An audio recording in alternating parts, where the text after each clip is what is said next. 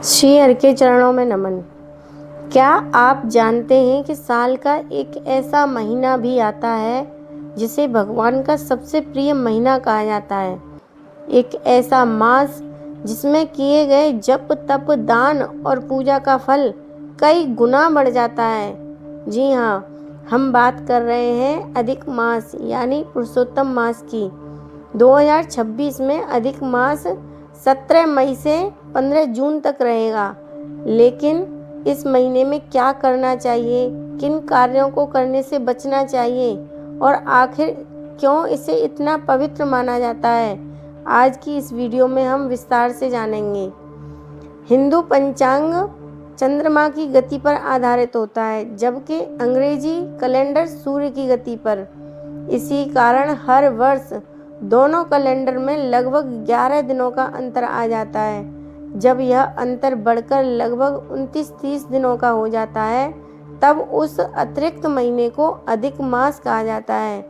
इसे पुरुषोत्तम मास, मल मास और भगवान विष्णु का महीना भी कहा जाता है।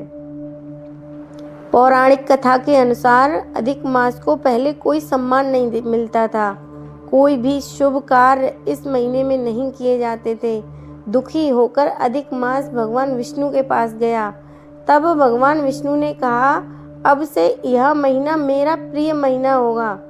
जो व्यक्ति इस महीने में भक्ति करेगा उसे विशेष पुण्य प्राप्त होगा। इसी कारण इसे पुरुषोत्तम मास कहा जाने लगा। इस पुरुषोत्तम मास में भगवान विष्णु की पूजा करें।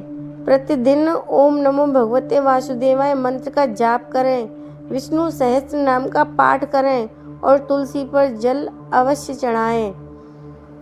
और श्रीमद् भगवत गीता का पाठ अत्यंत शुभ माना जाता है, विशेषकर अध्याय 12, अध्याय 15 और अध्याय 18। इस महीने में शाम को घी का दीपक जलाएं, मंदिर में दीपदान करें और 33 बत्ती वाला दीपक भी इसी महीने में जलाया जाता है।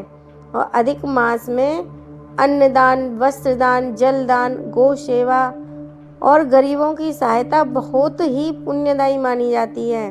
इस महीने में यदि संभव हो तो एकादशी व्रत, पुरुषोत्तम मास का व्रत और सात्विक भोजन का पालन अवश्य करें। इस महीने में विवाह और मांगलिक कार्य वस्तुतः वर्जित माने जाते हैं, जैसे विवाह, गृह प्रवेश, मुंडन या नया व्यवसाय जैसे शुभ कार्य नहीं किए जाते। यह महीना विशेषकर भक्ति के लिए ही बना है।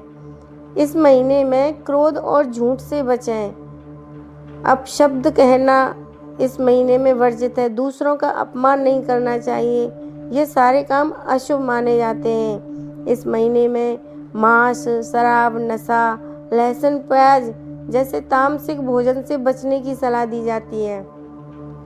अधिक मास सेवा और भक्ति का समय माना गया है, इसीलिए गरीबों की मदद करें, पशु पक्षियों को भोजन दें, माता पिता का सम्मान करें। और इस महीने में अधिक मास में विशेष उपाय किए जा सकते हैं, जैसे धन प्राप्ति के लिए हर गुरुवार को पीले वस्त्र पहने, केले के पेड़ की पूजा करें और विष्णु जी को पीले फूल चढ़ाएं। और सुख शांति के लिए भी कुछ उपाय किए जा सकते हैं, जैसे रोज शाम को तुलसी के पास दीप जलाएं और ओम विष्णवे नमः का 108 बार जप करें।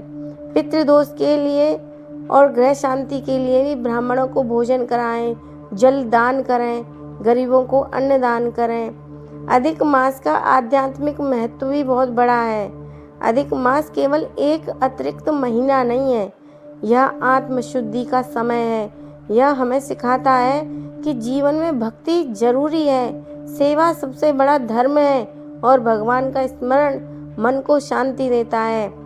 अगर आप भी अधिक मास में भगवान विष्णु की कृपा पाना चाहते हैं तो इस महीने में भक्ति, दान और अच्छे कर्म अवश्य करें।